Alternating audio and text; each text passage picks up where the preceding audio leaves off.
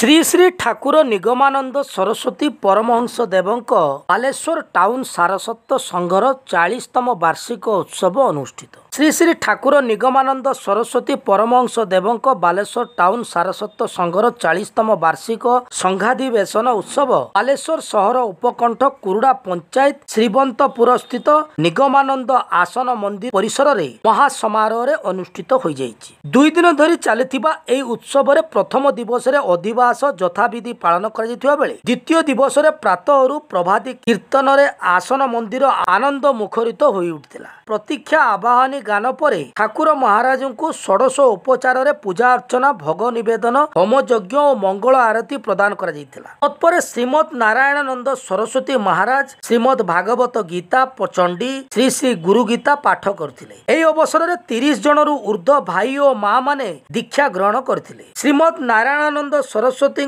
पौरोहित्य अंतरंग सभा दिबा 10टारू 2 घटिका पर्यंत अनुष्ठित होइतिला बेले सभारे श्रीमद प्रकाशानंद सरस्वती सोमनाथ महाराज ब्रह्मचारी प्रणत चैतन्य ब्रह्मचारी प्रमुख उपस्थित रहिथिले। बंगला प्रदेश तथा ओडिशार विभिन्न जिल्लारू गुरु भाईगण और 500 ऊर्ध्व प्रिय शिष्यगण योगदान करथिले। संघर संपादक दयानंदी बेहरा स्वागत अभिभाषण प्रदान करथिले। विभिन्न जिल्लार वरिष्ठ कर्मकर्ता विभागीय सदस्य उत्तम चरण दास प्राक्तन सहसभापति गोपाल चंद्र राउत जिला सदस्य उपेन्द्र पंडा बंग प्रदेश दुर्गा प्रसाद स्वाई ठाकुर निगमानंद सनातन धर्मर भावधारा संपर्क में आलोचना रखिथिले। उक्त उत्सव रे रेमुणा विधायक गोविंद चंद्र दास रेमुणा ब्लॉक चेयरमैन राजेंद्र राउत प्रमुख जोगदेई ठाकुर आश्रित कामना करने सहित वक्तव्य मान प्रदान करथिले। कार्यक्रम रे संघर सभापति मृत्युंजय साहू संपादक दयानंदी बेहरा कर्मकर्ता आशीष बानार्जी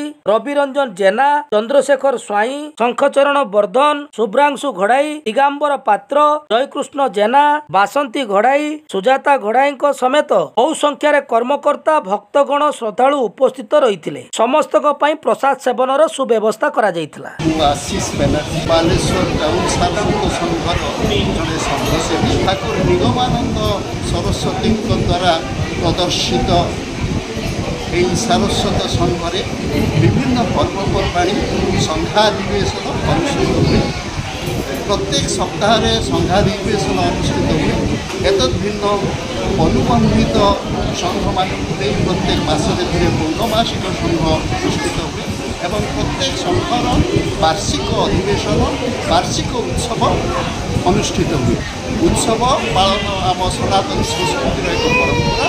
उत्सव माध्यम आम प्रेरणा दूँ प्रेरणा पाऊ आगामी 1 वर्ष आम खोराक नहीं पुणी निजक आध्यात्मिक जगत में मिसई दूँ। ये आध्यात्मिक जगत को बुद्धिबंध करने प्राणबंध करने जीवंत करने सब समय आम उद्यम परंपरा बा प्रथा अनुयायी काली आम अधिवास आरंभ होता। प्रत्येक उत्सव सारस्वती जगत में सनातन संस्कृति अधिवास होता। अधिवास पर आज आम मुख्य उत्सव था। आज ये उत्सव चली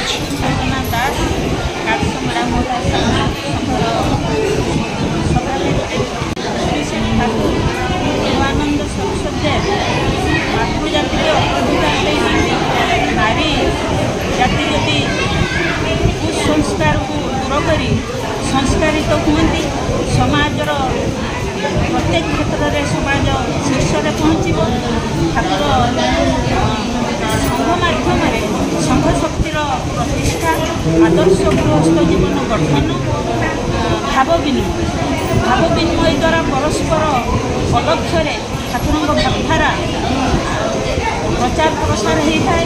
नारी माने पाश्चात्य संस्कृति को भूली सनातन धर्म में अग्रसर होमी समाज को संस्कार देवे संतान मान संस्कारित करेंगे जहाँफल कि आम हिंदू धर्म सनातन धर्म अग्राधिकार हम ठाकुर विशेष निर्देश देती।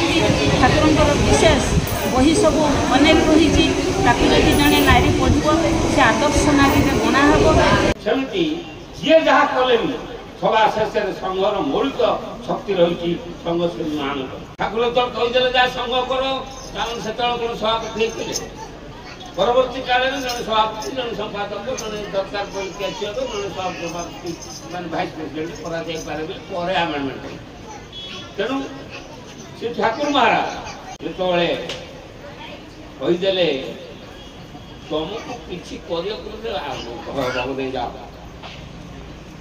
आम गोटे सब नकारात्मक जिला को आग खोजु जोटा न हवा कथा अर्थात सम्मेलन समस्त कहूँ किसी ना ये कि कथा ये संघ आज की 100 वर्ष है प्रत्येक संघर बयस प्राय 150 से